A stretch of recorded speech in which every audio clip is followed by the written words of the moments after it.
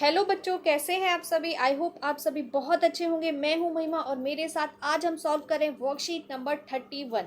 आज का विषय है हमारा हिंदी और आज हम सॉल्व करने जा रहे हैं हिंदी का टॉपिक जो कि बहुत ही इंटरेस्टिंग है। हिंदी की हमारी मेन कोर्स बुक से एक चैप्टर उठाया गया है और उससे रिलेटेड आपको गद्यांश दिया गया है। इस गद्यांश को हम पढ़ेंगे, समझेंगे और इस पर आधारित प्रश्नों के उत्तर करेंगे। तो चलिए देखते हैं आज का गद्यांश क्या है। प्यारे बच्चों, प्रेमचंद के फटे जूते नामक एक पाठ एक निबंध है। यानी कि आपके बुक में एक चैप्टर है जिसका नाम है प्रेमचंद के फटे जूते। ये एक्चुअल में एक निबंध है, ठीक है, निबंध टाइप का एक स्टोरी है। तो प्यारे बच्चों, प्रेमचंद के फटे जूते नामक पाठ एक निबंध है जिसे हरिशंकर परसाई जी ने प्रेमचंद के व्यक्तित्व की सादगी की विवेचना करते हुए और आज के दिखावे की प्रवृत्ति एवं अवसरवादिता पर व्यंग किया है। यानी कि ये जो स्टोरी है ये किसने लिखी है, इसका नाम है स्टोरी का प्रेमचंद के फटे जूते। और ये जो है ये किस प्रकार की स्टोरी है, ये निबंध प्रकार की स्टोरी है। और इसे लिखा किसने है, इसे लिखा है हरिशंकर परसाई जी ने, ठीक है। इसमें इस स्टोरी में इन्होंने क्या बताने की कोशिश की है, तो इस पाठ में हरिशंकर परसाई जी ने ये बताने की कोशिश की है कि प्रेमचंद जी जो थे वो कितनी सादगी वाला जीवन जीते थे। मतलब उनका जो व्यक्तित्व था इतना सादगी भरा था और इतना सुलझा हुआ था जो आजकल के जीवन में बिल्कुल भी नहीं रह गया है। मतलब आजकल के जीवन में सिर्फ दिखावा रह गया है और जो कि प्रेमचंद जी के अंदर बिल्कुल भी नहीं था। तो आजकल की जो दिखावे की प्रवृत्ति है उस पर इन्होंने व्यंग कसा है। हरिशंकर परसाई जी ने व्यंग किया, एक तरीके से आप कह सकते हैं कमेंट किया है, ठीक है। वे प्रेमचंद्र के व्यक्तित्व के बारे में बताते हुए क्या कहते हैं, आइए इस गद्यांश को पढ़कर जाने और पूछे गए प्रश्नों के उत्तर दें। तो देखिए आज का गद्यांश देखते हैं क्या बोला है। प्रेमचंद का एक चित्र मेरे सामने है। हरिशंकर परसाई जी जो लेखक हैं वो क्या कह रहे हैं, प्रेमचंद्र का एक चित्र मेरे सामने है। पत्नी के साथ फोटो खिंचा रहे हैं, मतलब उनके सामने एक पिक्चर है, वो इमेजिन कर रहे हैं उसको कि जिसमें वो अपने पत्नी के साथ, प्रेमचंद्र जी अपनी पत्नी के साथ फोटो खिंचा रहे हैं। सिर पर किसी मोटे कपड़े की टोपी, यानी मोटा वाला जो कपड़ा है उसकी बनी हुई टोपी सिर पर प्रेमचंद्र जी ने पहनी हुई है।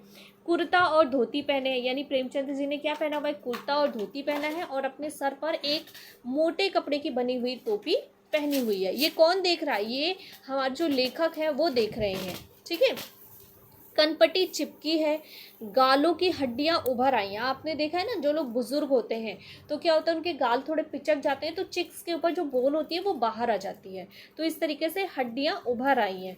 पर घनी मूछें चेहरे को भरा भरा बताती हैं। यानी कि आप कह सकते हो कि उनकी मोटी मोटी बड़ी बड़ी मूछें हैं जिसके कारण उनका चेहरा भरा भरा लग रहा है, बट एक्चुअल में उनके गाल एकदम पिचके हुए हैं। पाँव में कैनवास के जूते हैं, यानी उनके पाँव में क्या है, कैनवास के जूते हैं जिनके बंद, अर्थात जो जूते में फीते होते हैं वो, ठीक है। तो पाँव में कैनवास के जूते हैं जिनके जो फीते हैं, फीते को इसमें बंद वर्ड दिया गया है, यानी बंद का मतलब फीते, जिनके बंद अर्थात फीते ठीक से नहीं बंधे हैं, यानी कि उनके जो जूते के फीते हैं वो ठीक से नहीं बंधे हैं। लापरवाही से उपयोग करने पर बंद के सिरों पर लोहे की पतरी निकल जाती है और छेदों में बंद डालने में परेशानी होती है। यानी कि जो हमारे शूज़ होते हैं, शूज़ के कॉर्नर्स पे, शूज़ के ऊपर थ्रेड लगा होता है और जो थ्रेड शूज़ के होते हैं हमारे, आपने नोटिस किया होगा उसके दोनों कॉर्नर्स पे थोड़ा सा आयरन का हिस्सा लगा होता है जिससे कि हम इजीली उस चीज़ को अंदर डालते हैं और बाहर निकाल लेते हैं, ठीक है। तो उनका जो वो लोहे की स्ट्रिंग लगी हुई है वो क्या है, वो निकल गई है बाहर, जिसकी वजह से अब वो जो उनके रिबन्स है, यानी कि जो उनके फीते हैं जूते के, वो कैसे हो गए, उभरे हुए से हो जाते हैं ना, उसमें से रेशे निकल रहे होते हैं, तो वो छेदों में घुसेंगे ही नहीं। तो इस तरीके से उसमें दिक्कत हो रही है। तब बंद कैसे भी कस लिए जाते हैं, तो यानी कि उनको वो जो होल्स बने हुए शूज़ में, हम उसके अकॉर्डिंग वो रिबन्स को उसको सिस्टमेटिक तरीके से अरेंज करते हैं, पर उनके क्योंकि रिबन्स प्रॉपर नहीं एंटर हो पा रहे तो उन्होंने सिस्टमेटिक तरीके से अरेंज नहीं किया, बल्कि उसको किसी भी तरीके से आप कह सकते हो टिका लिया, किसी भी तरीके से उल्टा सीधा बांध लिया है।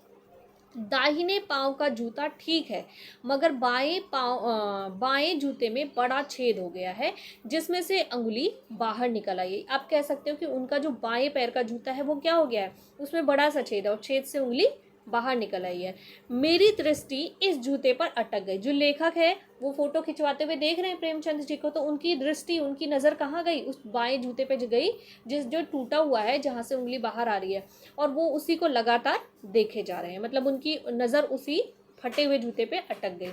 सोचता हूँ फोटो खिंचाने की अगर यह पोशाक है तो पहनने की कैसी होगी। मतलब फोटो खिंचाने की ये पोशाक है, जो कपड़े इन्होंने पहने ये फोटो खिंचवाने के लिए है, तो रियल लाइफ में जो ये डेली वेयर में पहनते होंगे वो कैसा होगा। ऐसा क्यों सोचा लेखक ने? ऐसा इसलिए सोचा क्योंकि आज के टाइम में हमारे लिए फ़ोटो क्लिक करना बहुत आम बात है। हम पूरे दिन में पता नहीं कितनी सेल्फीज और फोटोज़ क्लिक करते हैं।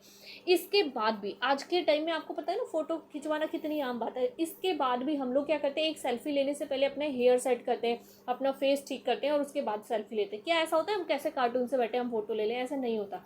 हम पहले खुद को थोड़ा सा ठीक करते हैं और फिर फोटो लेते हैं। तो सोचो आज के टाइम में जब इंसान हर 2 सेकंड में फ़ोटो खींच रहा है, तो उस समय भी हम अपने आप को ठीक करते हैं, फिर फ़ोटो क्लिक करते हैं। ठीक है, जहाँ पे फ़ोटो क्लिक करना बहुत आम बात है। जिस समय की ये बात हो रही है प्रेमचंद जी की, उस समय फ़ोटो खिंचवाना बहुत बड़ी बात होती थी। उस टाइम फ़ोटो खिंचवाने का मतलब होता था, इंसान फ़ोटो खिंचवाता था तो वो फ़ोटो सालों तक संभाल के, ब्लैक एंड वाइट फ़ोटो होती थी और उस ब्लैक एंड वाइट फ़ोटो को लोग सालों तक संभाल के रखते थे। यानी कि फ़ोटो खिंचवाने से पहले लोग बिल्कुल ऐसे ही तैयार होते थे जैसे शादी या पार्टी अटेंड करने के लिए आज के टाइम में हम तैयार होते हैं, ऐसे वहाँ उस टाइम में तैयार होते थे। जो किसी की सबसे बेहतरीन ड्रेस होती थी उसको पहनते थे लोग फ़ोटो खिंचवाने के लिए, क्योंकि उनको लगता था ये फ़ोटो सालों तक संभाल के रखनी है, पता नहीं कौन कौन देखेगा, किस किस को दिखाने, आने वाले हमारे बच्चे देखेंगे, उनके बच्चे देखेंगे। तो ये सारी बातें लोगों के दिमाग में होती थी। तो लेखक ये सोच रहा है कि यानी कि आप कह सकते हो कि जो आपकी सबसे बेस्ट ड्रेस होगी वो आप उस जनरेशन में वो आप फ़ोटो के लिए सेलेक्ट करेंगे।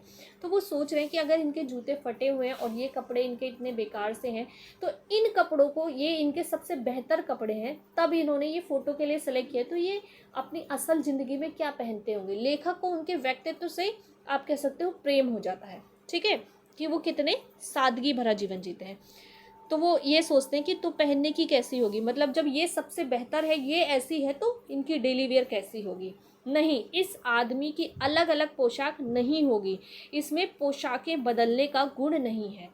तो उन्होंने बोला इसका अर्थ ये है कि ये जो आदमी है, यानी कि कौन आदमी, प्रेमचंद की बात हो रही है, कि जो मुंशी प्रेमचंद जी हैं ये बेहद ही सरल स्वभाव के हैं और इनके पास बहुत सारे कपड़े नहीं होंगे। इनको जो पसंद आता हो, जो इन्होंने पहन रखा है, शायद इनके पास यही कपड़े हों, क्योंकि ये ऐसे इंसान ही नहीं है जिसमें बहुत ज़्यादा कपड़े चेंज करने की आदत हो। उन्होंने कहा यह जैसा है वैसा ही फ़ोटो खिंच जाता है। मतलब उन्होंने बोला कि रियल लाइफ में ये इंसान जैसा है इसकी फ़ोटो भी वैसी ही खिंच जाती है। इसका मतलब उन्होंने कहने की कोशिश की है कि जो प्रेमचंद जी हैं वो बेहद सरल स्वभाव के इंसान है और बेहद नेचुरल इंसान है। मतलब उनको दिखावा नहीं पसंद कि अगर मुझे फ़ोटो खिंचवानी है तो मैं बहुत अच्छी कपड़े पहनूं और फिर फ़ोटो खिंचवाऊँ, नहीं, वो जैसे हैं वैसे ही फ़ोटो खिंचवा रहे हैं। बहुत ही नेचुरल पर्सन है। तो यही बात उन्होंने कहने की कोशिश की। किसने? लेखक ने। चलिए आज के प्रश्न देख लेते हैं। आज के प्रश्न है, पहला प्रश्न है लेखक के सामने क्या है और इसमें कौन क्या कर रहे हैं। तो लेखक के सामने क्या है ये हमें बताना है और इसमें कौन क्या कर रहा है। प्रश्न नंबर 2, गद्यांश में प्रेमचंद किस वेशभूषा में दिखाई दे रहे हैं। प्रश्न नंबर 3, प्रेमचंद के जूतों के बारे में क्या बताया गया है। और प्रश्न नंबर 4, बाएं जूते में क्या परेशानी है। और हमारा आज का अंतिम प्रश्न है, आप फोटो खिंचवाने के लिए किस प्रकार तैयार होते हैं। तो ये है हमारे आज के प्रश्न और अब हम देख लेते हैं इनके उत्तर। हमारा आज का पहला प्रश्न है, लेखक के सामने क्या है, इसमें कौन क्या कर रहे हैं। तो उत्तर है, लेखक के सामने प्रेमचंद्र का एक चित्र है जिसमें प्रेमचंद्र अपनी पत्नी के साथ फोटो खिंचवा रहे हैं। प्रश्न नंबर 2, गद्यांश में प्रेमचंद्र किस वेशभूषा में दिखाई दे रहे हैं। तो उत्तर है, गद्यांश में प्रेमचंद्र सिर पर किसी मोटे कपड़े की टोपी, कुर्ता धोती पहने दिखाई दे रहे हैं। पाँव में कैनवास के जूते हैं जिनके फीते ठीक से नहीं बंधे हुए हैं। तो ये है हमारा उत्तर नंबर 2। अब हम बात करते हैं उत्तर नंबर 3 की। प्रेमचंद के जूतों के बारे में क्या बताया गया है। प्रेमचंद के जूतों के बारे में बताया गया है कि उन्होंने कैनवास के जूते पहने हैं जिसके बंद अर्थात फीतों के सिरों पर लगी हुई लोहे की परत हट गई है, जिससे वे फीते जूतों के छेद में नहीं जा पा रहे हैं और फीतों को किसी तरह से कस लिया गया है, यानी कि जबरदस्ती किसी तरीके से कहीं भी घुसा के उसको टाई अप कर लिया गया है। ठीक है, हमारा आज का चौथा प्रश्न है, बाएं जूते में क्या परेशानी है? तो बाएं जूते में बड़ा छेद हो गया है जिसमें से उंगली बाहर निकल रही है। और आज का अंतिम प्रश्न, आप फोटो खिंचवाने के लिए किस प्रकार तैयार होते हैं? तो हम फोटो खिंचवाने के लिए अच्छे कपड़े पहनकर, पाँव में अच्छे जूते तथा अच्छे से बाल बनाकर तैयार होते हैं। फोटो यादों के तौर पर सालों तक संभाल कर रखी जाती है, इसलिए लोग फोटो खिंचवाने के लिए अच्छे से तैयार होते हैं। तो ये है हमारे आज के चारों प्रश्न। किसी को कोई कन्फ्यूज़न या डाउट है तो कमेंट सेक्शन में जाके कमेंट करके हमें ज़रूर बताएं, और हमारे चैनल को प्लीज़ आप सब्सक्राइब कर लीजिए, जिससे अगली वीडियो का नोटिफिकेशन आपको आसानी से मिलता रहे। अगर मेरा पढ़ाया हुआ आपको समझ में आ रहा है तो प्लीज़ वीडियो को लाइक एंड शेयर ज़रूर करना। मैं हूँ महिमा, आपसे लेती हूँ विदा, फिर मिलेंगे अगली वीडियो में। Bye bye.